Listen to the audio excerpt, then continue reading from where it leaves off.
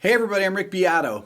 Brad Mehldau stands as a beacon of innovation in the jazz world, intertwining the richness of classical music with the spontaneity of jazz to create a sound uniquely his own. With a career spanning over 3 decades, Mehldau has carved out a niche for himself, not just as a pianist of exceptional skill and depth, but also as a composer who likes to explore and blend genres. His ability to transverse musical landscapes from the works of Bach to the songs of Radiohead has not only garnered him critical acclaim, but also a dedicated following. In this interview, we delve into Brad's creative process, his approach to blending different musical traditions, and his thoughts on the evolution of jazz. Needless to say, I'm a huge fan of Brad's music. Here's my interview. Brad, welcome. Thank you. Thanks, Rick. It's such an honor to have you here. I saw you play last night in Athens. One of the things I wanted to talk to you about, we talked about it for a minute before, is that you play a lot of contemporary music, or contemporary, I would say, to your lifetime. Right. And historically, Radiohead, you played Neil Young, Bob Dylan, you played the Beatles, you played Elliott Smith. On my way home, I started thinking, well, is that like the American songbook that jazz players of the past play? And I don't want to lump you into being a jazz player. To me, I think of you as an improviser. What is this songbook that you're playing, or is it no songbook? Yeah, it would probably be a personal songbook, a personal canon, if you will, of things that have impacted me. A lot of them are early on, in a kind of formative, those first experiences you have with music where something really hits you, and then seeped into my musical identity. And with a lot of that stuff, there was a little lag because I got into jazz when I was adolescent and put that aside and became kind of a jazz snob for a while. And then I had kind of, it just happened, I wound up being in LA when I was 26, lived there for about 5 years, and was going to this place, Largo, where John Bryan had a regular gig. Oh, yeah? And I was hanging out with singer-songwriters like Elliott Smith was playing there all the time, Fiona Apple, Ricky Lee Jones, and hearing them cover a Beatles tune the way we would play a Cole Porter tune in New York, and seeing and hearing that music again, rediscovering it, and also discovering some new stuff from that period that I didn't know. It then found a way to seep into what I was doing. I started doing a lot of it solo and bringing some of those things in for trio, so it happened kind of intuitively. But I think if I had to say what makes it a songbook in its own, a lot of it that would differentiate immediately from what we call the American songbook is guitars. A lot of these songs were written on guitars, and what I seem to be attracted to over and over again is doing open stringy guitar stuff and just trying to put that on the piano, or strumming things, finger picking things, and just wanting to do that on the piano. And so that comes out, and of course then it's a different thing because it's on piano. You approximate those things by the types of figures that you play. Yeah, like, for instance, last night I think I did as an encore Mother Nature's Son. Yeah. And I listen to that. I don't think I'm playing exactly, but it's...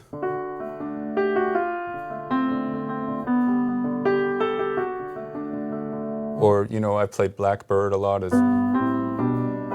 So right away, you're going to correct me if I'm wrong, but there's an open string that's making all this so rich and beautiful. Here it's open G on an open, and it's in the middle, which is really special. And sometimes it gets really nice and crunchy. Yes. A lot of harmonic movement, but that is a basis. And then with this, it's on the bottom. It's the D for Mother Nature's Son. So it just feels good on piano. And then it also connects to a lot of other music. It connects right back to Bach and what they would call a pedal point, or an organ pedal, where there's this...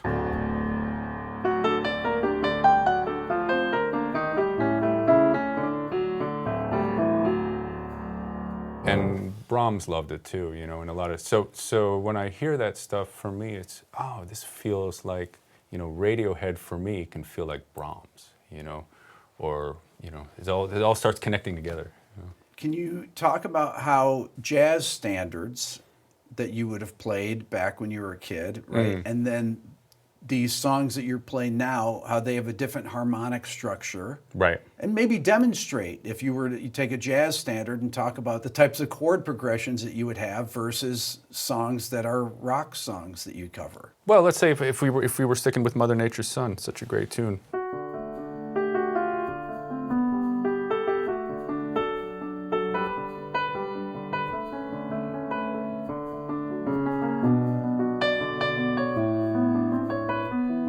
So in a way, I might a jazz player might hear that and say, it's simpler because it just. And then if I move to a jazz tune, let's say I Love You, maybe I'll try to do it in the same key, in D.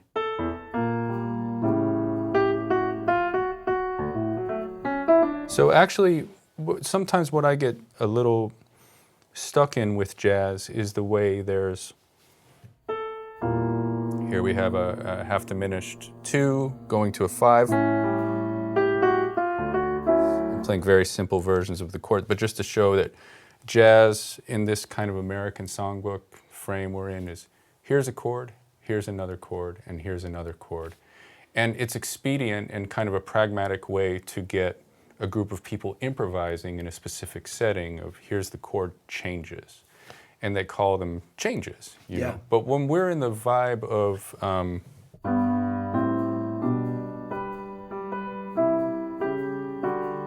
am I going to make a chord chart on that? Right. I can, but it's going to look really wonky. It's going to be a bunch of slash chords with a G on it, and then it's okay. Here's a C major triad. Here's something like do we call this a C sharp half diminished? No, it's just 2 tones, and then this is kind of G major over G major 7 over. But actually, what makes it so beautiful, of course, is the specific voicing, the choices of notes, and the lack of notes, the emptiness, this nice architecture of the shapes of the chords themselves, and the melodic voice leading, what we call of. This is doing this, going up chromatically. This has a nice little melody. So a chord chart might tell some information, but it won't do justice as to what makes the tune tick. And then that leads to the next discussion is how will I blow on that? I'm not going to be able to blow on it maybe, or it's going to be a waste of time to try to blow on the changes. I'm going to have some other interaction with the tune than I do with the American songbook thing, which is going to be, you know.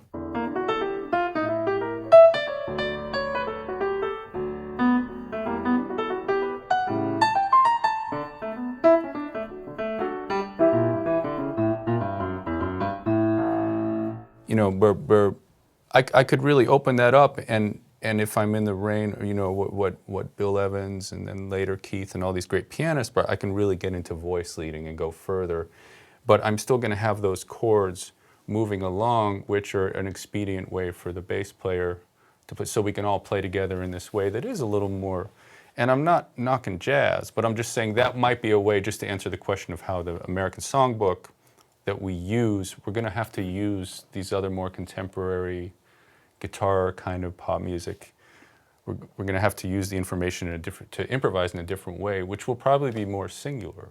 I listened to 2 of the tracks that were just released with you and Chris Potter and Brian Blade and John Patitucci. Oh yeah, great. And I noticed that your comping is different. You use more triads and things like that, more than you would have comped maybe 20 years ago. Interesting. Do you notice a difference, or have you even thought about that? It could be the factor of what I find a challenge playing with a monster like Chris Potter, who it's sort of like how Sonny Rollins didn't use piano players too much, right? Because it's almost the feeling I get is he didn't need them. So Chris is covering so much harmonic material in the solo itself. It's all there, you know. The melody is there, and the harmony, it's all in the line. Yes. And it's very dense. So maybe what you want to find when you're comping with him is not, he doesn't need your support. He doesn't need you to fill him out. But maybe something that's key in the phrase or the chord or the tune that might give it more of a story to tell in that sense, you know. So that probably means less notes, not as dense in praxis. It's just like with Charlie Parker. Right. You take away the Right. music, everything is there. You know what the progression is. Like in Bach, you don't. Like in it's Bach, I mean, Bach is kind of the model, right? the model. Because it's like if we've got, let's say,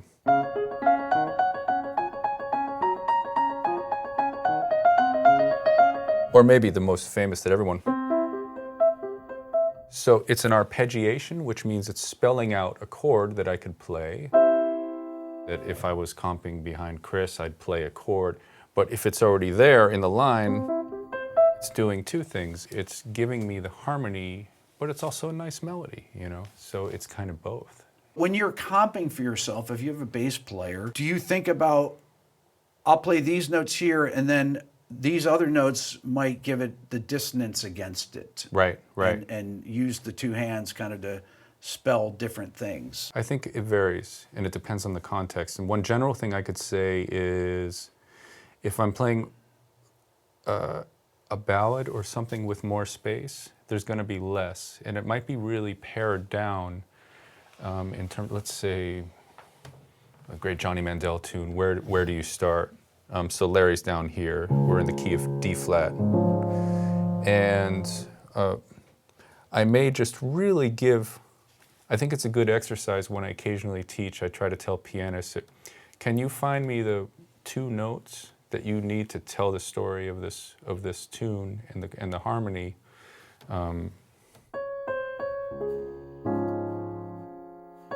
So here we're just on a triad. Well, first I'll play the first four phrases here in context.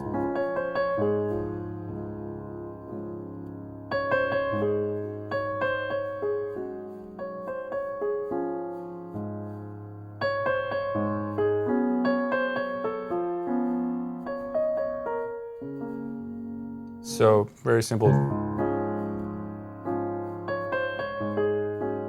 Again, I like my pedal points that pass through the chords, so I'm going to keep that D right where it is, D flat. And now this on a jazz chart, we might see an A flat sus or something, and we might be tempted to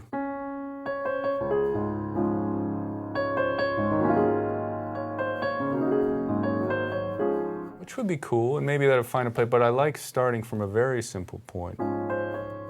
And then when it gets to the first 2-5 we have, which is a 2-5 to the G flat major, I could go, you know, and we have a nice natural 9 flat 13, you know. I could do it, you know, like that, but maybe what can I just find the notes that only tell that story?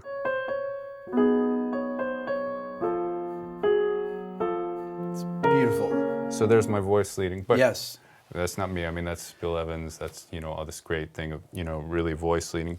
But that might be one thing. But then if I'm in a tune where I'm in a blues, let's say, a total other context, and we're getting into something, I like to go dense in my left hand as a comping. So we have these stock voicings, you know, that we hear a lot, what we call stock voicings on a C7 dominant chord that would be the first chord of a blues. I like to put an extra note in there. Maybe I'll put a sound that I like very much is putting the sus4 right next to the third. It's actually something that I picked up from Peter Bernstein when I started hanging out with him. He likes to do these chords on guitar. Yeah. A lot of times they're open strings, right? There's an open string that just becomes the fourth, you know. So then that might sound quite more crunchy is what I like to call it, you know. And if I'm blowing on a blues, there's another one. Here I've got a sus chord, sus 13, but let me just put the root right in there. And I'm not going to hear it as a corny root because it's stuck right between the dominant 7 and the 9. So you just kind of hear it in there and it gives it crunch. It's a different texture, it's a thicker texture.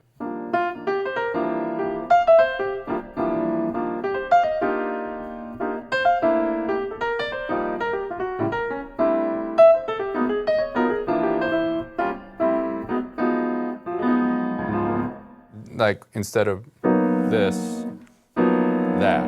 got 2 extra notes there. So a lot of it's contextual, depending on the context you're in. And also, of course, the story you're telling in your solo. Going back to the ballad, I might start out here, but by the end of it, I might be, then let's do something different. Let's go home and make it quite thick and luxurious. And build to that, you know. Last night, when you were playing Neil Young, you played Old Man. I thought that was such a great choice. I loved what you did with it. Why that song? It's such an interesting song, and it worked so well the way that you did it. I mean, it's that thing we were talking about at the beginning. It's like this emotional connection of me being like 14, going out and buying Harvest and discovering that record, hearing his voice, this fragile voice that he has, getting drawn into the performance, and open strings on guitar. There we go. You know, the introduction, so evocative.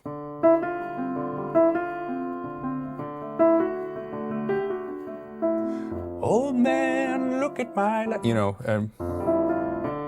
so there's my D again, and just, it's like, I want to play that. I want to feel that on piano.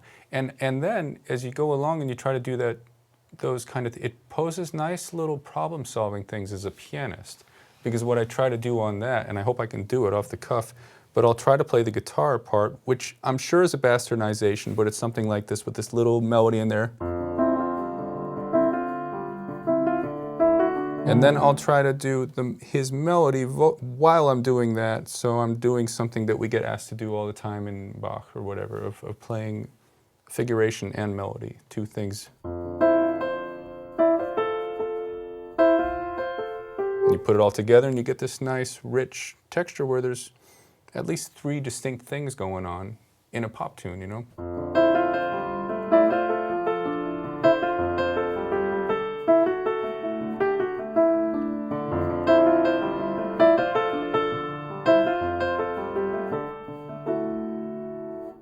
Beautiful, beautiful.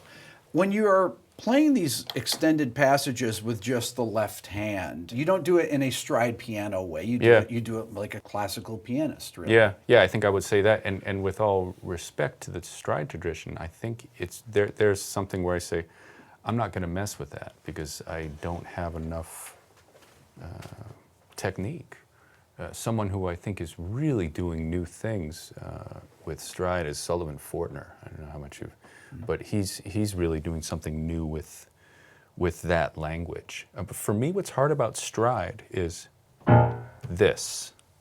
Right. I'm sort of telling on myself, but it's also a lot of romantic classical piano music, Liszt, Chopin, a lot of this. It freaks me out, you know. So this movement of picking up your hand because I'm afraid I'm going to hit the wrong notes. So a lot of what I'm doing in my left hand is holding things and having figuration at the same time. So, for instance, I like to play this Radiohead tune, Little by Little, and I put kind of something a little Bach-y, whatever, Beethoven-y.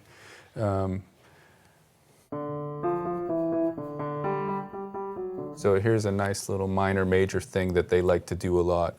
And I just expanded out and just arpeggiated it.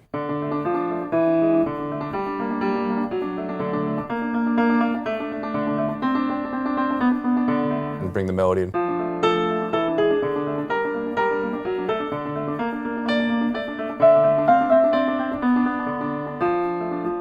And then add it into the right hand. So that seems to be easy enough for me to do that. That doesn't seem easy, Brad. That seems very... Well, maybe in terms of something that comes natural. Yeah. Which, to answer your question in a long-winded way, is no doubt a lot of classical literature. It's a lot of Beethoven, too, and his piano sonatas. And using what's really arpeggiation a lot, in hopefully an imaginative way. When you were a kid and taking piano lessons, were you forced to practice? Yeah, but in a really good way. I think I'm really lucky, and I think that has a lot to do with how people, the kind of musicians they become. So I had a great sort of everything musical piano who taught me how to play the piano and read music. I lived in a small town, Bedford, New Hampshire. Yep. Started when I was 5 with this wonderful guy, Mel Sabolkin. Studied with him till I was 10. and had a pretty good grasp on how to read music. And he was hip because he had some kind of what I thought of as a jazz gig, but it was probably what we'd call a club date. He played in a restaurant.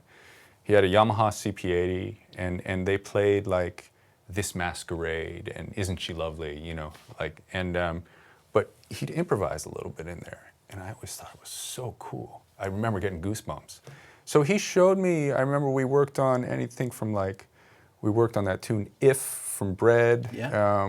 You know, like we had this one of these pop songbooks, and we learned tunes of the day, whatever, and then he'd write in little ornamentation. And he'd showed me, yeah, you could just think to do this. And that was Nassian improvisation for me. Then moved to West Hartford, Connecticut in 1980 when I was 10. And this was all my mom, God bless her, finding these teachers for me. And she found this woman, Ruth Hurwitz, who was Juilliard trained, was a concert pianist, retired, and became a classical teacher. And immediately started me, like the first week, with a Bach prelude, not that one, but the next one in minor, the C minor prelude from Book 1, Well-Timed Clavier, and a Chopin nocturne, the nocturne in E-flat major. And it just, so that was the first real classical. It wasn't simplified, it wasn't a simplified version of it. It was real classical music from the composers reading it. Just changed the whole game for me. And she also got me practicing scales. We'd go through a scale every week. So I learned all the scales and different keys, working with different Hanon exercises. Yeah. Basic classical training, and that was a game changer for me. So even though Mr. Sabalkin in Bedford, New Hampshire had been great for 5 years, with her I improved in 6 months more than I had. You know, everything changed. I developed a technique and musical knowledge of how to play, and that started seeping in, you know, right away. What are things that you practiced later on, or what do you practice now? Do you actually warm up and practice scales, arpeggios, things like that? Not so much specifically, but sometimes if I'm improvising for fun, I will find my way into something that I want to do and can't do. That's a way I might practice. For instance, I was working on, I've always wanted to do something with Lucy in the Sky with Diamonds. Okay. But the problem is, everything, you know,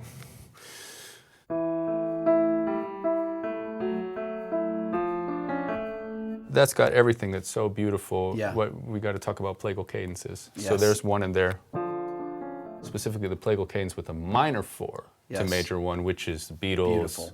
It's so much great pop music. Yes. But so I love this part of the tune, but I never know what to do. I can't find a way to do that without just sounding like a straight cover of the tune, Right. which is not so. But I've been trying to do things with this.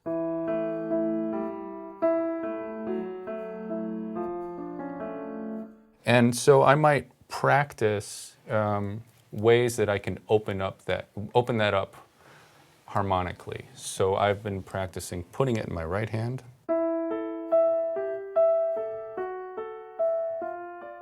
Maybe I'll first start improvising, trying to, I don't know if we call this reharmonizing it, but let's say put some different bass motion in there, work from that, what these little shell notes suggest, but go from there.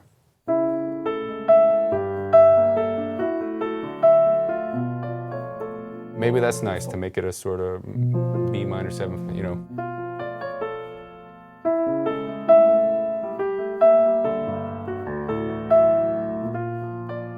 And, you know,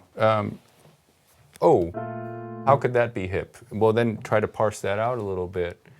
So that's kind of practicing. It's kind of practicing / ear training / improvising / working up a tune for a gig. Right. So maybe practicing becomes more of a, what's the word where you integrate, when you try to integrate everything into one act. Kind of what I'm shooting for in life in general, is to like make the practicing part of everything else, growing as a musician, or even to jump out and go out on that limb to grow as a human being, like all at the same time, you know, if that's possible. So practicing isn't a discrete experience as a means to an end thing of like, I want to get better at this. Not that I have anything against that and it doesn't have its place, it's just I don't know if that even works for me anymore, you know, maybe at the age I'm at, to get very specific about, you know. So I want to talk about your I'm the Walrus version, which I think is absolutely beautiful. So one of the things about that song is that there's really no minor chords in it. Yet John does all these beautiful blue notes. And this is such a part of your style, is your use of blue notes, of blues. That to me is like, when I hear that, that's Brad Mehldau. Is that a song that you played for, or is that just something that you thought about for that record? Yeah, I mean, I want to stay with you because I'm very intrigued at what you're saying about the major chords. I mean, yeah, and also this,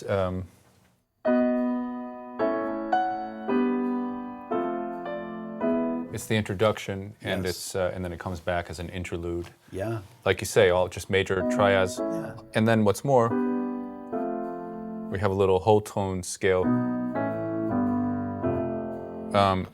And we're kind of not far away from Debussy, Ravel, French, you know. And then on top of that, you know, so you mean like.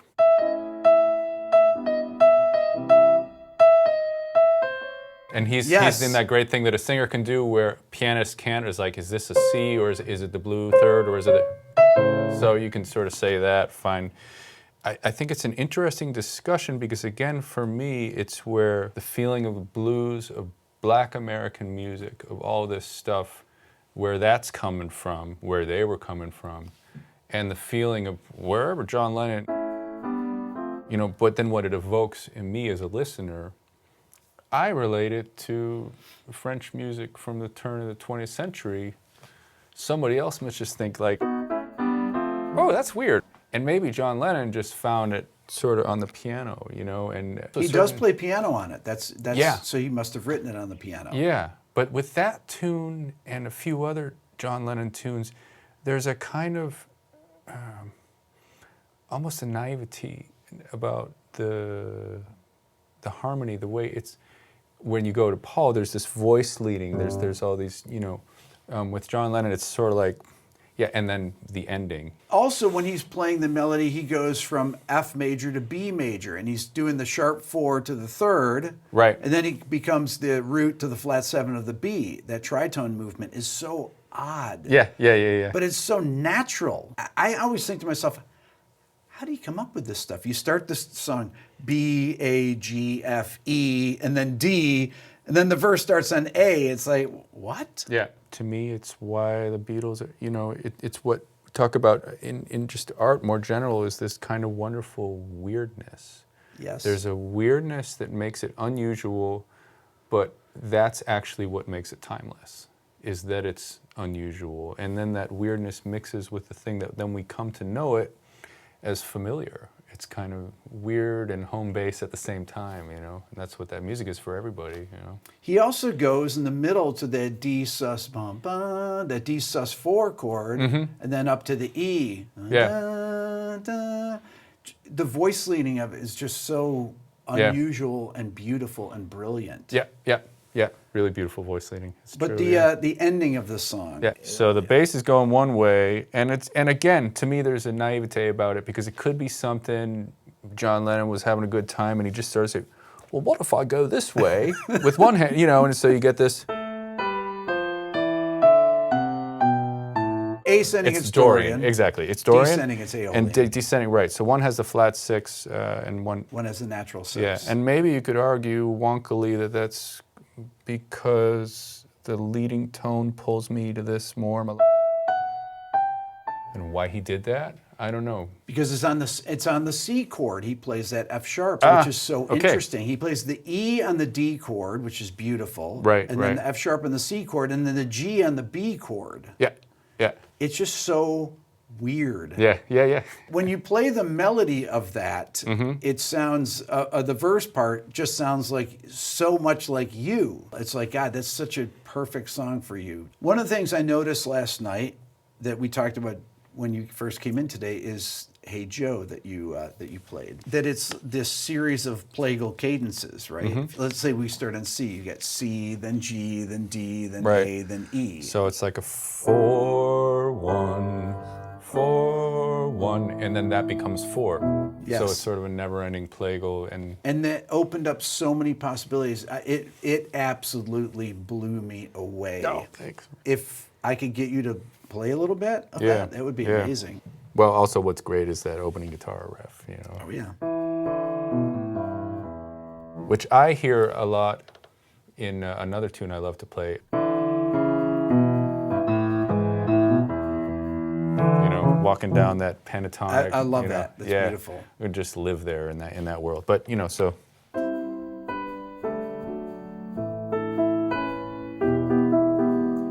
There's a nice, you know, blues, Hendrix, E major, guitar, open string, blues. But what I like playing in this tune is to find something that's between something more triadic and not blues as its basis, something maybe more informed by classical music, or sort of singer-songwritery, Joni at the piano, blue kind of vibe. Maybe working more with, just little sus resolutions within each chord. Sort of singer-songwriter world. And then mixing that with where it comes from, which is this sort of blues thing. And how can those things kind of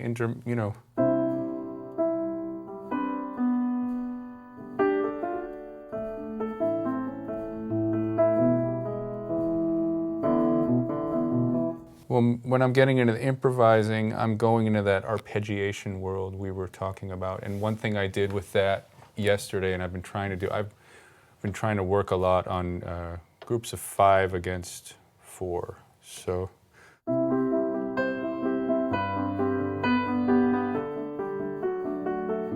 Here I'm just in sort of, we'll call those 16th notes.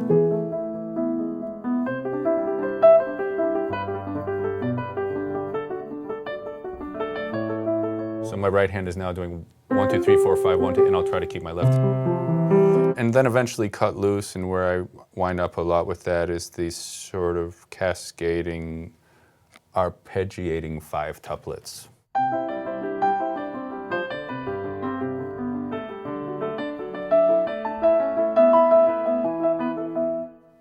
Maybe try to bring out a little melody within the figuration, like a little game you can play on that Radiohead tune. It's a melody in its own right, it's the base of the tune, but it's also part of the arpeggiation. Like I wouldn't have to accent it, it would just be. But if I want to bring it out, there it is. Great thing that you encounter in a lot of classical literature where they tell you that. In the chart, you know, they tell you, they write it as the 8th note that's in the figuration, and they also rewrite it as a half note or whatever. And to me, that's something that can be worked on for the rest. That's the kind of stuff I work on when I'm practicing, is voicing, like bringing that out without cheating with the pedal, without making it too loud. And then, okay, now I've got it, but maybe I can still articulate here. You know, those things can really be practiced on for control, dynamic control, you know. Going back to the plagal thing, I'm in that 5 tuplet zone. Maybe I'll start changing something that Kenny Werner, one of my teachers, was great. He would talk about changing the function of the chord. He had it more in a jazz standard context, but maybe in this, I've still got my bass motion. It's still a C chord, a G chord, and a D, but maybe I'm going to change the nature of the chord, the function. So here I'll do it the first time just the way it usually is, and then start to change the kind of chord it is.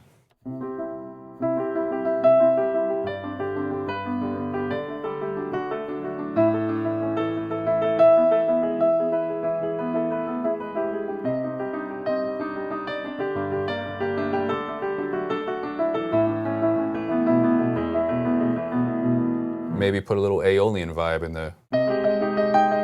and then do some voice leading within that on each chord. So those kind of things. But still in this, but still really with the basis of this, the tune as 5 chords, right? It's that thing. That's the whole tune. You know? Brad, you're killing me that you don't play a little bit more there, because that was absolutely beautiful. And that, if you would expand upon it for a minute, I would be I would be unbelievably psyched.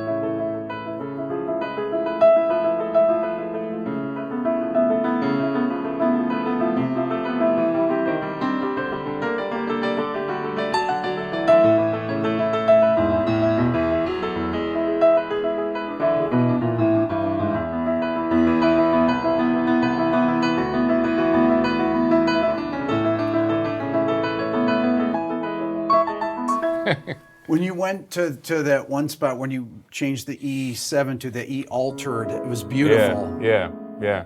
So then it's like, oh, it's time to maybe put a different, you know.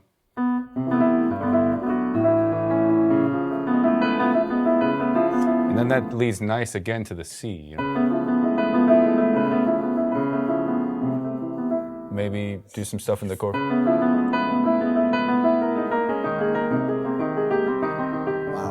That's beautiful.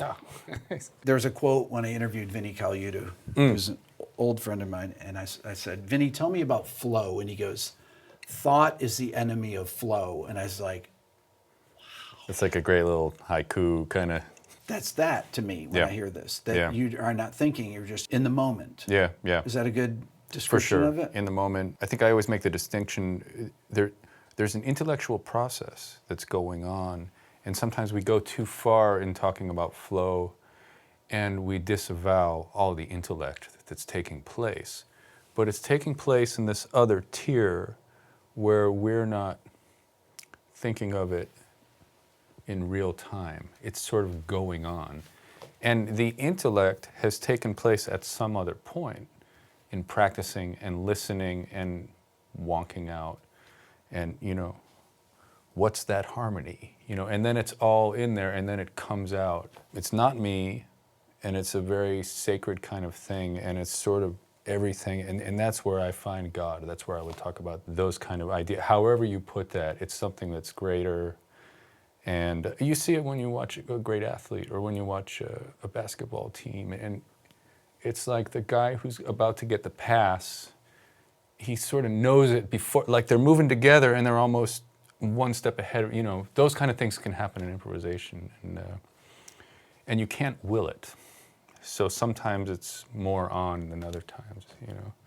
Do you find that it's more difficult to play songs that have a simpler harmonic structure, like Old Man, versus playing All the Things You Are or Stella by Starlight? The harmonic progression kind of tells you where to go, or rhythm changes or whatever. Well, I think usually these simpler, like if we're talking about a Hey Joe, it's sort of, that's an approach that's usually for solo. And the thing about solo is that then I don't need, well, most of the time it's a bass player, to try to read my mind when I'm all going to say,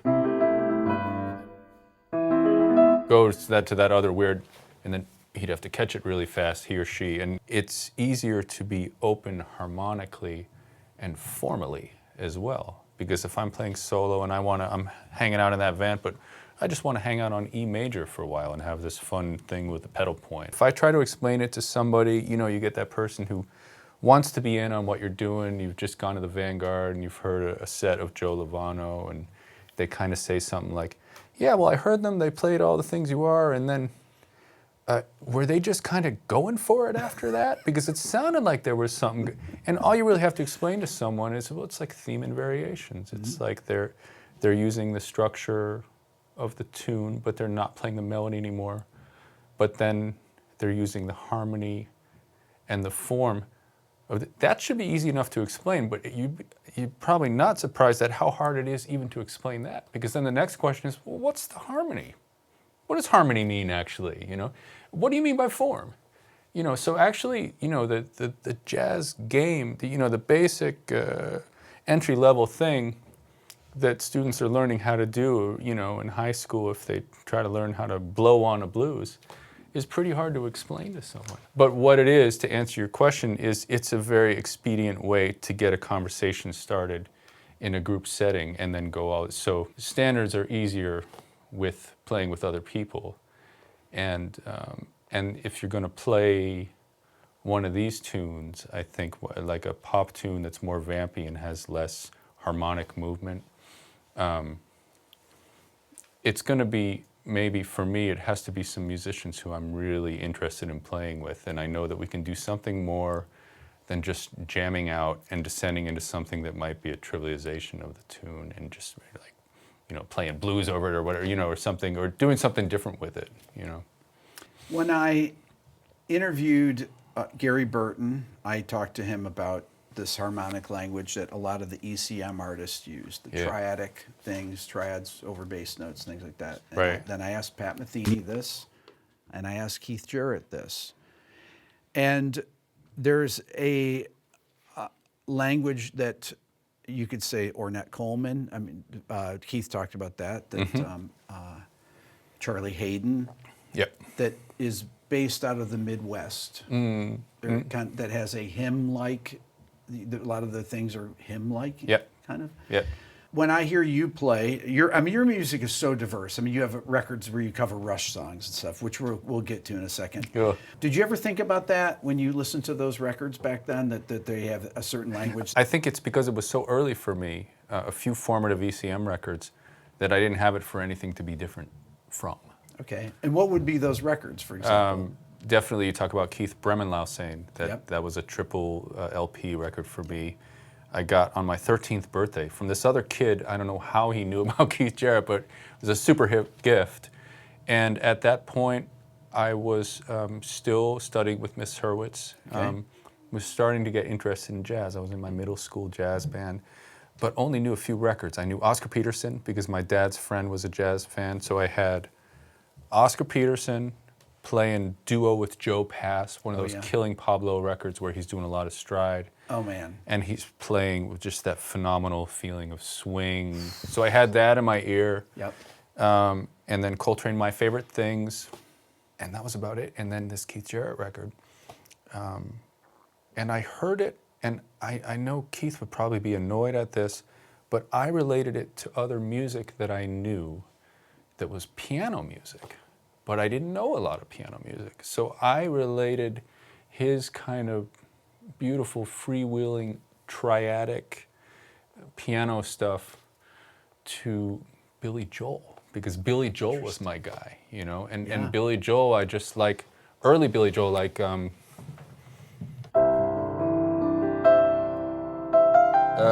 I'm going to forget it, but Street Life Serenader. Yeah. I don't know if you know that record. Yeah.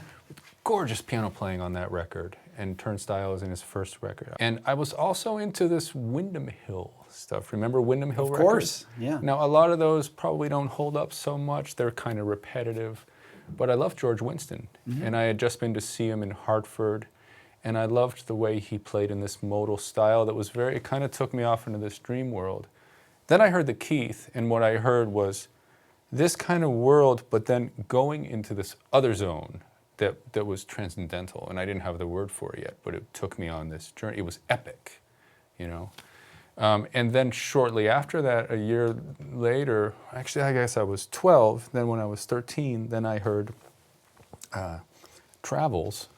I shouldn't tell on myself, but I was with a friend, and he had an older friend who probably wasn't wise, but he gave me a hit of mescaline, pure mescaline. And I heard that as I was really entering the peak of the trip, and heard Are You Going With Me? And his solo on the Roland. Yeah. And then it was like, that was one of those sort of outer body experiences. And I don't think it was the drugs as much, but cemented something in my consciousness of, with Pat, again, it was the harmony. It was something that I related to rock, but also this dreamy world of the triadic stuff that I didn't have a name for it. And this intensity level, this kind of ecstasy those made huge impression on me, and really there's some Pat records and some Keith solo are just a big part. They really seeped in early on, so, and I'm sure they're in me. On the Travels record, that solo is his "Are You Going With Me" solo on there is amazing. Unbelievable, Pat's right? phrasing is almost impossible to copy. Nobody, but his sense of melody, how he will play a phrase that suggests another phrase, Right. and he's just able to do that time and time again. Yeah. I know you did a couple of records with Pat and played with him. What do you think about his phrasing and that his sense of melody? Well, you described it very well in the sense of how one very melodic, beautiful thing, which could kind of be its own entity, then leads to the next thing. And then what we have is, and nothing original in my language choice, but storytelling.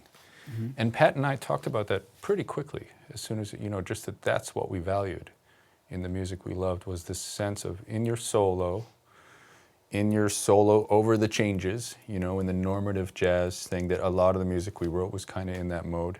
The value of telling a story, So it's the melodic strength in itself, but it's also point A to point B, where it takes you from the beginning to the end. Miles. So what? Why is that record so iconic? It's the sound, the swing, all these different things, but Miles' solo with such simplicity. It's like this story and where you leave the space, and sentences and phrases. But then with Pat, it's really, we're talking about the way he could sort of negotiate the triads through those kind of changes. It's just very much a case of that's his voice, and that's, I think, what everybody wants, to have a voice that's just your own, Then it's like you're called to do that because it is you, I mean, that's really, it's such a strong identity, When I interviewed Pat, he made a funny statement, a true statement.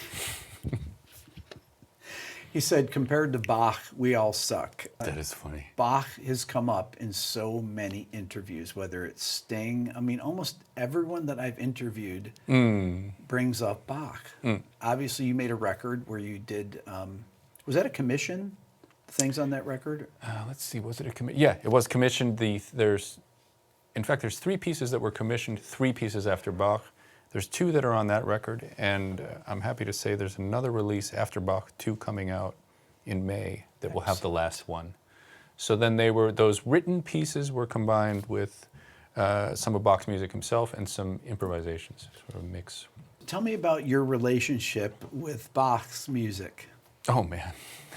I don't want to sound stupid, because as soon as you start talking about Bach, even like what Pat said, it's like you don't want to sound like an idiot. Because it's so high, And also so many people have opinions about Bach and about, what's right and what's orthodox and what's not. It's very interesting. As a piano player, it's really so challenging because there's nowhere to hide, is how I would put it. And I guess a lot of music is like that, but really very much with Bach, because of the content of it. You really aren't called to use the damper pedal to help out your phrasing. And so it makes you even more aware of your tendency to do that. You have to have absolute control over voicing what I was talking about being able to manipulate the dynamic in every finger the way you want to bring out a melody while another melody's going on. And then also articulation, where that's regarded. So if you're dealing with even a 3-part fugue, you have so many things you have to be working. You have to be working on articulation, on dynamic control, and all these things just to even get in to be playing it right. Mm-hmm. So a lot of what Bach has been for me for years, studying mostly his Preludes and Fugues, those 2 books, couple of the English suites, a few other things, has just been feeling like I can play it right.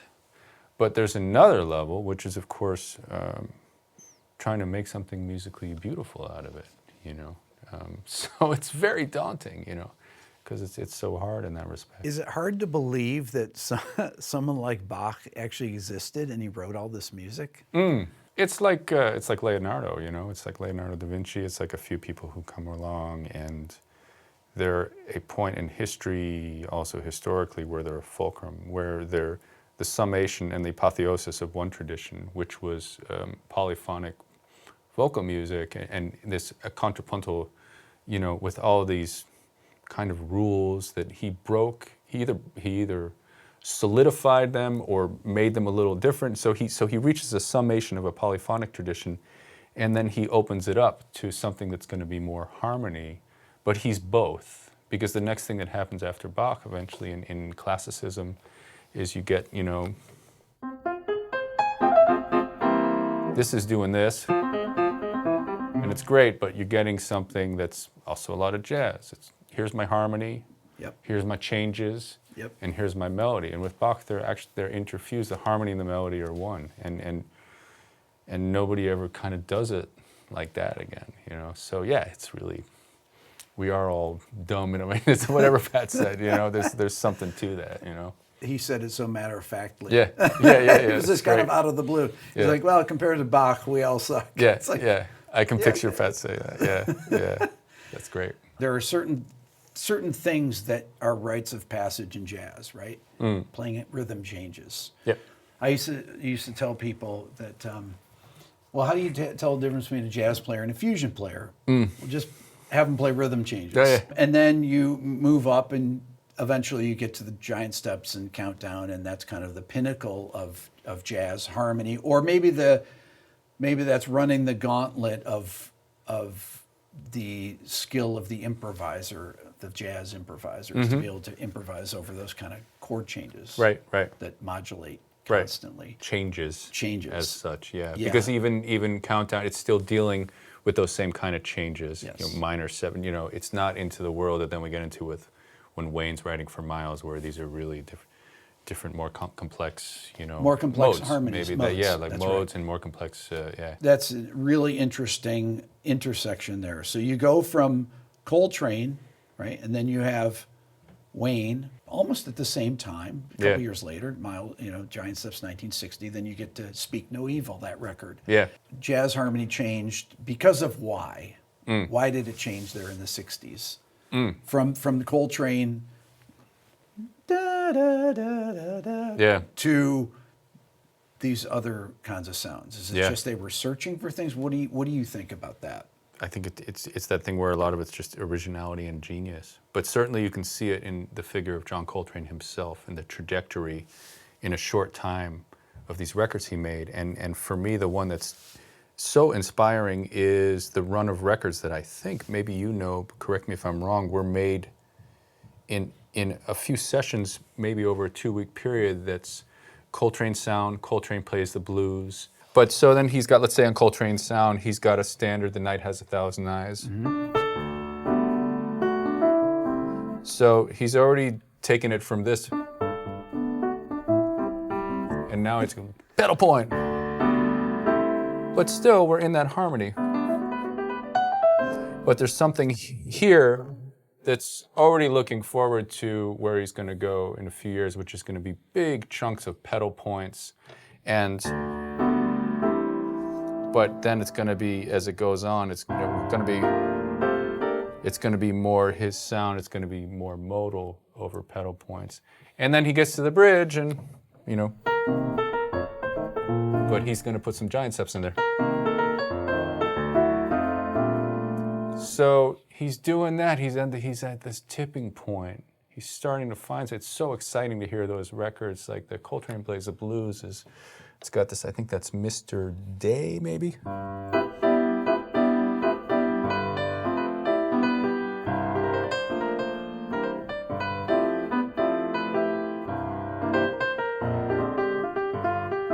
So it's the blues, and it really feels like the blues, but it's something mixolydian. And the other thing I love about this record is McCoy Tyner, who for me is like the great influence. And it's these records, and it's before he does this. Before he was into playing all the fourth voicings, when he played Right, he did A these whole totally thirds. different vocabulary. Yeah, it's thirds, right? Yes. And it's softer, and it's Yes.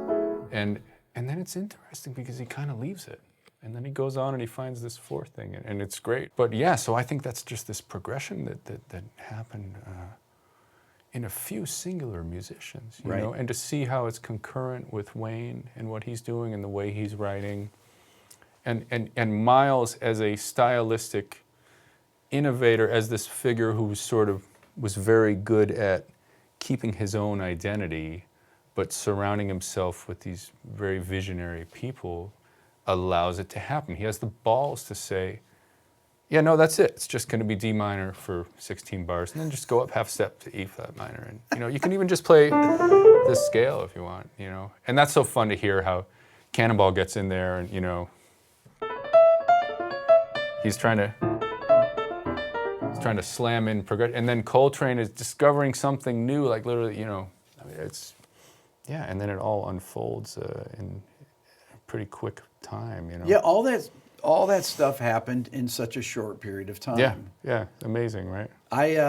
One of my favorite records, McCoy record, the real McCoy, where he plays Passion Dance. Yeah.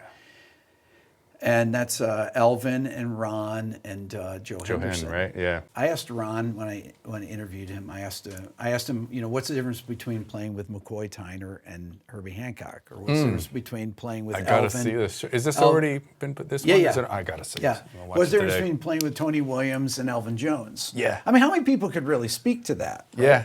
And he had some really interesting insights into that. But the real McCoy on that tune, Passion Dance, that particular rhythm section, what's interesting is that you have a combination of the kind of half Coltrane's thing, and then you have Joe, and then you have Ron, who's in Miles, you know, in the quintet of the 60s. Right. And that's one of the most swinging records. Oh, yeah. And they're just playing, you know, that thing is just playing like over F. Yeah. Over F, over Yeah. F sus, whatever. Yep. When I talk to rock players, like, oh, I don't get jazz. And I was like, listen to this. Yeah. Because that's as rock as Right. you could possibly be. Yeah. McCoy and that group and that record, that tune even, is so rock. Yeah. It's so heavy. Right. Do you mean the sort of aggressiveness The of the performance? aggressiveness, yes. Yeah. And a lot of people don't think of jazz as being aggressive, but that's Yeah. it's so aggressive sounding. Yeah. Yeah. Yeah. Something about that is it's like the pinnacle. Even it starts out with an Elvin fill, that tune, and it's really compressed. The room mics, because it's bleeding into everything. Right. Yeah. And it just sounds like Led Zeppelin to me Totally. when I hear that. Sounds like Led Zeppelin, but then in the soloing and in the there's this other thing, because I like to do that aggressivity comparison, but there's going to be a thing that then when it gets to Elvin, when there's also this depth of subtlety and finesse that jazz kind of wins in that regard. You know, as great as Bonham was, and the natural way they play, and the way something that kind of got lost in rock at some point, the beat got smaller. You know, the kind of dick wagging thing that they have, the way they have a groove together, the way it's a big beat, you know, is also, it's a nice overlay that you have in the 60s, you know. And then you've got Mitch Mitchell, you know, kind of doing this thing that sometimes more it's kind of like, oh, it's kind of Tony vibes, you know. Right. Which is a different kind of beat, you know. Okay, you're a big Rush fan. You love progressive rock. Yeah. But Rush in particular, you made a recording. You do Tom Sawyer. You do a number of Jacob's Ladder, a number of Rush tunes. Yeah. Your version of Tom Sawyer is who's singing on that? Chris Is that Steele. Steele? Yeah. Right? He came in like the next day. I had another singer in mind, and they backed out. And Chris was like, yeah, I'll do that. So he had no preparation. But he knew the tune because he did. Yeah. Incredibly He found something on it, right? Yes. Now, where you go in that tune, you kind of start with the song, but then you take it way out. Yeah. In a beautiful way, but in a very heavy way.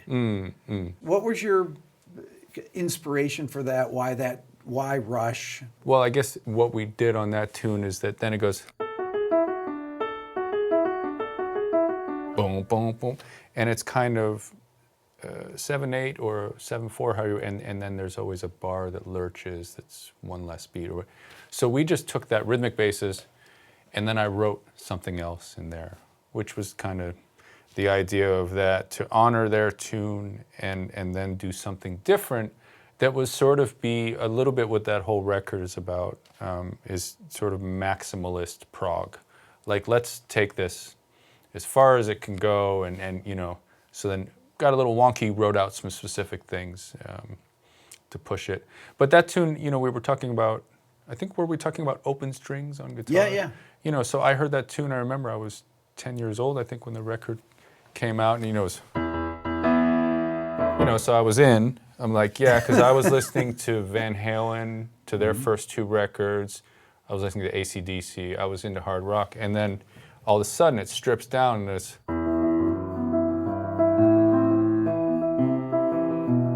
and I, you know, take me away to some dream kind of world, you know, dreamy music, that's what I started to call it, and well, there's our open string. And it's in E, you know, so that kind of more dreamy world.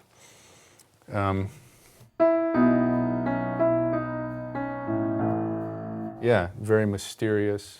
I think a year later I discovered Ayn Rand. I was reading The Fountainhead, and I kind of understood how there was something about this kind of individualistic thing. So it was sort of a political awakening as well, you know, talking about Tom Sawyer. I knew the book, you know, so it was also kind of this picture of this badass kid, you know, my age, you know, like somebody like, so the whole package, you know, I was in. And then I went back and discovered other records of theirs, sort of back chronologically, Permanent Waves, Hemispheres, Farewell to Kings. And I got up as far as Signals, and I loved that record. And my first band was a cover band. It was a duo with a drummer, and we did a cover of Subdivisions. Right. You know, and then after that, as they continue, I don't know those records as well, because then I became a jazz snob. You know? Okay, talk about becoming a jazz snob, because so many jazz musicians refer to themselves as going through a period of being a jazz snob. Yeah, Why and do the you ones have who to go don't through still that? are, because that happens too, you know. And they're like, I don't listen to that. Okay, why is that a thing? Why is the term jazz snob? I use that about myself. When I was a jazz musician, I went through a period where I was a jazz snob, and I always use that term as well. Right. Can you not become a jazz musician without going through a period of becoming a jazz snob? I wonder, that's a good question. I mean, I guess if you're calling yourself a jazz snob, you're most likely being ironic, because you have some sense that it's not good to be a snob. So you're going to say, I was a jazz snob, or I'm a bit of a jazz snob, and it refers to maybe in its worst manifestation as an actual disdain for other kinds of music because you think they don't rise up to jazz, which I guess you certainly have that with classical music snobs. But you have punk rock snobs. Absolutely. You know, and you have prog snobs, you know. And so you have these people who somehow have gotten into the idea that because their music is so deep that somehow it makes other stuff less deep, you know, which is kind of just an error in thinking or even logic, you know. It can't be, you know. But I think the thing of being a snob for a while is that you need to see why something is so great and why it is great. Just what we were talking about, you know, the McCoy solo starts, and all of a sudden it's gone from this bombastic thing, and then they're just tipping, and it's so refined, and there's so much information going on. But there's a looseness, and there's this kind of badass thing going on, and this ethos of the whole thing. Then you go back to Houses of the Holy, and you're like, you know, so you become so that's what happened to me, you know, as I was listening to all this great rock and roll. And when was the jazz snob period, and when did you kind of come out of it? It's kind of like 15, 16, you know, and I still hung out with kids. I only had a few friends. Joel Fromm, a big one, a fantastic tenor saxophonist, and so we were snobs together. And but beyond that, I was hanging out with other kids, smoking weed, going to parties, and there was a big kind of Grateful Dead hang. So there were a lot of Deadheads. So I was hanging out in that scene, and I was still hearing a lot of that records. But it wasn't really. I wasn't as into it, you know. And then there was a bunch of other music going on in the '80s that I totally just thought was ridiculous and sucked. It was a lot of really interesting new wave stuff going on that now I'm going back and discovering. But I missed it then. I didn't have time for it. You know, a lot of great like cock rock stuff. Like I'll go back and listen to Guns N' Roses. Like now I see why that shit is. You know, it's got something. You know, it's got a fire to it. But it was not on my radar then. You know, and I really had a reason for it. It's like it doesn't have depth. There's no harmony. You know, all the things we're talking about in a way now as to why is something different. You know, what does it give you that more than it was a frame was like. It doesn't have what I need, you know, it's not deep, doesn't go far into something. I want to play something off the Jacob's Ladder record. The world is love and life are deep. Maybe as the skies are wide. The world is love and life are deep. Maybe as the skies are wide. The world is love and life are deep. Maybe as the skies are wide. The world is love and life are deep. Maybe as the skies are wide. The world is love and life are deep. Maybe as the skies are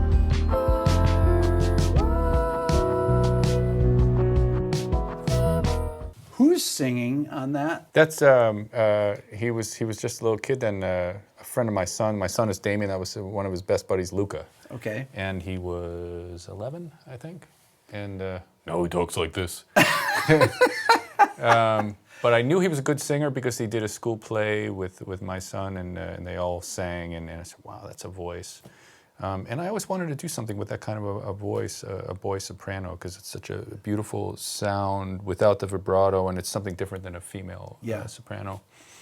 So I got him. He came with his father, who's a classical musician, and his father kind of talked him through it, and he sang that one, and then he sang the melody of the Yes tune that ends the record, Starship Trooper. He has such good pitch. Yeah, yeah. The types of voicings that you're playing and the harmony there. I love all these spread triads and everything that are so rich down to the lower register. Yeah. Now, is that something that this harmonization that because you're kind of reharmonizing it every time. Are you just improvising it, or you kind of have an idea what you want to do? How do you? I think then I did write out the shell of the. I think that's what it is. So I wrote that out in the studio, getting an idea. It all kind of unfolded. First I have him, I'm thinking I'm going to plug that into where it really belongs, which is the refrain of Tom Sawyer. Yeah. But what if I just loop him? So we got him singing it in 2 keys, and then we'd just feed that in, and then I made this structure, and then had it as a chord basis, but improvised the performance. So a little of everything there. So you would take it, you just write out what the chords were. Yeah, yeah. Set it and up and there. just nothing more than just E, you know. If there's any logic to that, some stepwise doing something. I might be, but yeah, just E, F sharp, you know. And then, okay, roll tape, wonderful engineer who did so much for the record. I co-produced it really. John Davis over at Bunker Sound, you know, was able to do a lot of these things in quick time. Okay, let's record that, and you know, and then at the end of the day, we'd have all these things. We said, okay, what happens if we put Luca's voice with this? And because it was during COVID, the whole record, with the exception of a couple things, a great performance I got to do with Becca Stevens in real time, piano and voice. Nothing else was done with 2 people in a room. So it was all done with really a overdubs. COVID. Everything was overdubs, yeah. And not even in the same studio. So then we flied the thing out to Mark, Juliana, So we were obliged to use click tracks too, which I'm not a big fan of. So Yeah. this record is very much in that, quantized, whatever you call that, Well, just It played wouldn't to a have been the click. choice. Yeah. But, because what I had was, I had a big session with a bunch of vocalists booked for April 1st, 2020, and then it went up in smoke. And then I sat around feeling sorry for myself for a while and said, well, how can I make this happen? There was the ability to do some things in a studio with one guy, wearing masks already in June in Amsterdam. So I started doing things with him, and then eventually got over to New York and started doing it in pieces like that, And then some things, Mark sent his tracks from his house. Becca Stevens and a few of the other vocalists just recorded them themselves if they had a decent enough preamp and all that. So that's how the record was made, But then it's cool because I feel like it led to another kind of music. I wouldn't have made music. I wouldn't have come up with some of the loopy stuff that I'm into that then allowed me to improvise in a different way and make a different record sonically. Very much different than I ever would have made if we were all in one room. The loop you took was out of Tom Sawyer, was him singing that Right. part out of that. The world is Yeah. world is love. Maybe as his eyes are one. So then I made it starting on 1.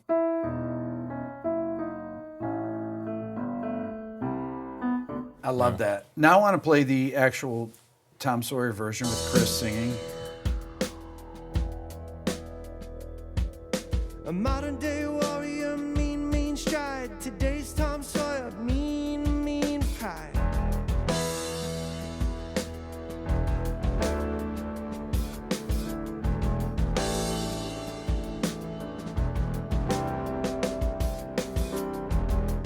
Though his mind is not for rent, don't put him down as arrogant. His reserve a quiet defense, riding out the day's events.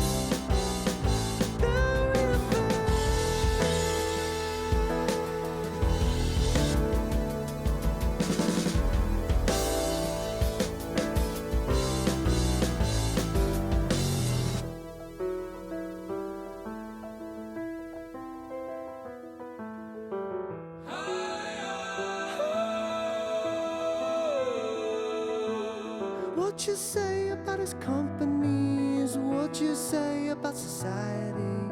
Catch the mist, catch the myth, catch the mystery, catch the drift. So there's the same sample of Luca brought back, and now it's found its home in the tune. Now, all the synth stuff you do on here, for example, the synth that entered there is very much like For sure, like the original Oberheim. the original Oberheim, right? Yeah. Talk about your relationship with synthesizers, and because you use synthesizers a lot, use all different textures. You're not a purist as a pianist and things like that. You use all different types of sounds. Is that something that you've always been interested in as well? When I was being a jazz snob, I should have been also learning about synths. So my thing with synths is and talking about analog synthesis, really working with creating sounds. That's what synthesizers means to me, is the possibility of that.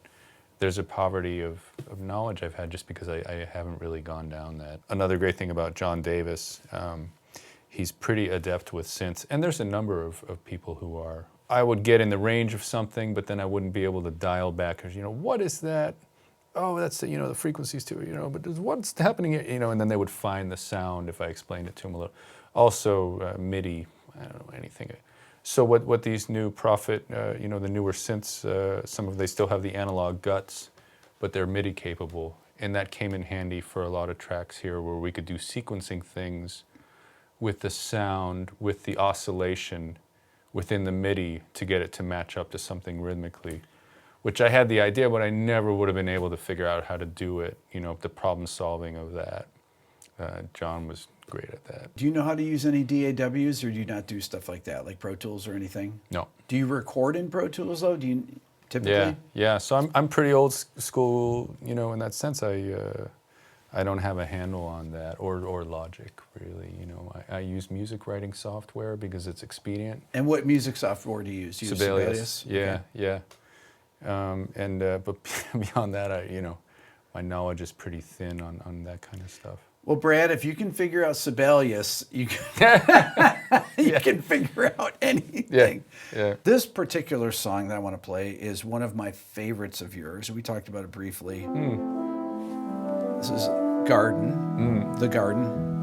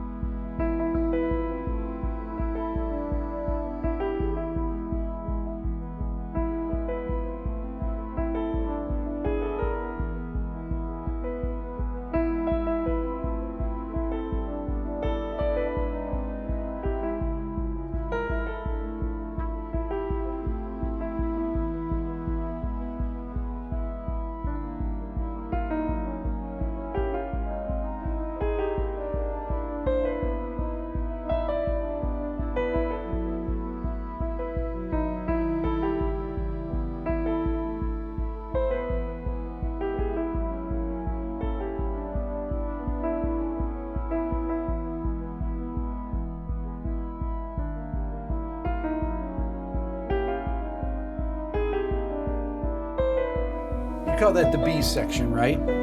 I guess. I guess so, yeah. And then this next will be C, I guess, right? Because then Yeah. there's another. It's kind of long. Yeah.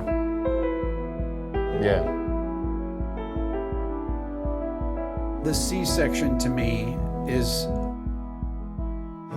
There's a little interlude here. Yeah. the C section is one of the most beautiful things that I've ever heard. I just think it's absolutely this right here.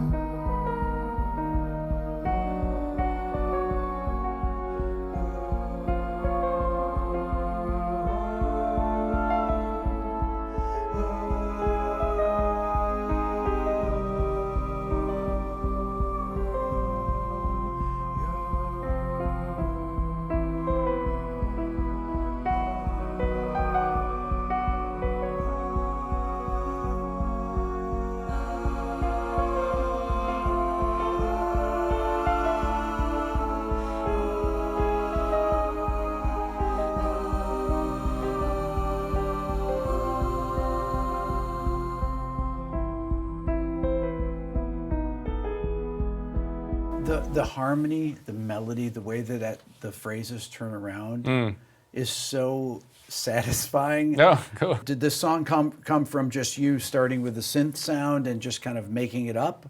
Or did you actually have a tune in mind like Yeah, this? indeed. That was when I got this, because that's not the Prophet. I bought the other synth, the OB6 or OB8. OB8 maybe? Yeah, OB8, which is the great thing that Dave Smith and Tom Oberheim collaborated and made this. And so it had this trippy sound. I didn't mess with that one at all. Maybe Okay. took a little of the filter off it, but that was a pre-made sound that had this warbly oscillation, and it made me want to play. So there were a few tunes on that that were inspired by the sound of the synth itself. And then the vocal harmony, yeah, I mean, it's sort of the stuff we were talking about with the Hey Joe, you know. Chorale-like voice leading, Yes. triadic, you know. It's so beautiful with all the different the suspensions, and it goes Suspensions, to yeah. so many. You know, that kind of movement, yeah. I love that. It's really. I can listen to that over and over. Actually, I have listened to it over and over and over. Cool. That is another record that came out. That was 2019, I think, or so, or 2019, I think. You pretty much do a record a year or something like that, right? Yeah, yeah. About Are that, I these guess. things that you're thinking about? You're like, okay, I'm going to do a record this year, and I want it to be this kind of a record. Are you constantly thinking, what am I going to do? What do I do next? I think there's this period with records, especially ones like that are sort of conceptual, or where there's this gestation period where something's growing, but I don't know what it is. And then there's this grab bag of stuff. And that can be over a year's time before I even start actually going into the studio, you know. And then all of a sudden, it occurs to you, this could find a shape. And when that happens and how that happens is very exciting and mysterious. You know, the poet Rainer Maria Rilke, I always come back, he talked about in this Letters to a Young Poet, this young poet is writing him, you know, what is creativity? You know, and he talks about in German, but he says it's this sort of pregnancy or gestation and birthing. So the idea of the metaphor is that when something's growing inside of you, when you're pregnant with what's going to be your creative outgrowth, you actually don't know what's going on there. And then when it comes out, it's a surprise as much to yourself as it is to the rest of the world you're going to share it. And what that pregnancy is, if you had to try to not be mysterious about it, it's probably just this amalgamation of all these disparate things that aren't together on the face of it. You know, it's the synth sound, Bach, you know, Becca Stevens' voice, you know, all these, and then they come together, and then you get this record. So that's always really exciting because it happens. There's usually a moment where all of a sudden, it's, oh, this could be one thing. This could be a record. How much involvement do you have in the mixing of a record? Do you have somebody that mixes your records? Do you listen to them in the car? Is there somewhere that you think is your spot that you're like, okay, yeah, this is good. I like this version of this. I mean, I always try to listen on a good, you know, the nice stereo setup I have with 2 speakers, the way I've always heard music. And also these days, try to hear the MP3 that most likely everybody's going to be. But in these particular projects, John mixed the whole thing, and it was his baby sonically. Also, when I worked with John Bryan, and I've deferred, you know. Well, John and is a genius. Yeah, and especially with John Bryan, it was really his vision, and I didn't always agree with it in terms of this very doctrinaire thing he has with reverb, or lack of. But I understood that it was part of his whole sound, you know. With John Davis, I've been able to be a little more, have some input, but most of the time he's thinking of on this whole other level, just in terms of drum sound, compression. I don't even know the question to ask, but then I'll be like, well, this sounds like there's, oh, maybe more compression, or I'll use this mic more, you know. For most of my jazz trio records, I've worked with an incredible engineer. I'm sure you know him, James Farber, who engineered a lot of my stuff, a lot of ECM stuff, and not too much to say to him. To me, usually the roughs sound already really good, you know. If you're playing with other people and they don't like their solo, that has to happen all the time. Yeah, Right? yeah. Hey, can I do another take of that? Well, I like my solo. Yeah. That does happen, yeah. It depends on who's the leader. If it's your record, If it's my record, maybe I'll diplomatically say, no, your solo sounded great. I'll bullshit a little, maybe, you know. Yeah. But I might choose from my solo if it's my record, to be honest, you know. it's kind of a weird thing with is the a weird thing. jazz records, because you look at Tommy Flanagan on Giant Steps. Case in point. Coltrane, I like my solo. Yeah. Tommy, let me have another shot. I just saw this, you know. Yeah, I mean, can you imagine? No. You know, when I used to see Tommy Flanagan at Bradley's and Sweet Basil's in the 80s, when I first came to New York, he played Giant Steps all the time, and he killed it. He Yeah. had this great thing he did you with the think that- trio, because I think he said, I'm going to get this motherfucker right for the rest of my life. Right. And, you know, because he, you know, so that was kind of a happy redemption. I always thought that being a leader on a jazz session like that, it's you're kind of trying to balance between your personal performance, it's your tunes, Yeah. and then the other people, trying to make them happy with what they do. I mean, I will say that I've had this long-standing trio with Larry Grenadier on Yep. bass and Jeff Ballard on drums, and what's great about them is, from my perspective, when they have solos, they're all really good. Yeah. And actually, most of the time, they're not complaining. They're like, yeah, that one was cool. that one's all right too, because it's kind of true. You know, they're particularly Larry is just so solid all the time. You know, and with Jeff, I mean, they're really seasoned, so they know to take an approach of maybe I'll do one approach, I'll be more simplistic and stick with this one motific idea rhythmically, and then on the next one more exploratory. I say you have two to choose from. So you usually do a couple takes of each song. Yeah, usually two, no more than three. Very occasionally one is like, that's enough, let's not do another one because that. And then sequencing of records, is that a big thing? And titling? For sure, you know? yeah, sequencing definitely. And I have leaned on Bob Hurwitz at Nonesuch for that a bit, where I've thought I had a sequence. I always have a sequence, I think, and then he said, nope, start with this one. He did that with Pat and I on the 2 records we did on Nonesuch. Usually haven't agreed with him at the outset, but for instance, I had a different sequence for this record I did, Highway Rider, and Bob had the idea to put this tune, John Boy, in the front, and I was so glad he did. But I fought him for 2 days. I said, no, I've got this other thing. We'll start with this heavy orchestral thing at the beginning, and you know. But he was right, you know. So I have to ask this, Brad. Do you ever say to your kids, you have 3 kids, we talked about that earlier. Yeah. Do you ever say to your kids, hey, can I play you something? Yeah. And you must do that, right? Almost never. Really? Yeah, because I don't want to drag them down. You know, I don't want to bore them. Yeah. Yeah. Maybe it's ego, though, in a different sense. Maybe I don't want to be disappointed when I see that they won't be interested. I'm imagining, I'm sort of doing damage control for my ego ahead of time. Yeah, Dad, whatever. You know, like, I got to go, you know. No, but they're not like that. They're super into music, but it's very cool how it's just, I'm normal for them. I'm just one among many, you know, all this other stuff they listen to. It's super cool. Well, I had to ask that, Brad. Brad, it's been such a pleasure to have you here today. Thanks, and Rick. I know that we've tried to do this 2 other times and Yeah. weren't able to. I'm so glad. Thanks for that it being happened. patient. Yeah. And thank you so much. Pleasure. Thank you.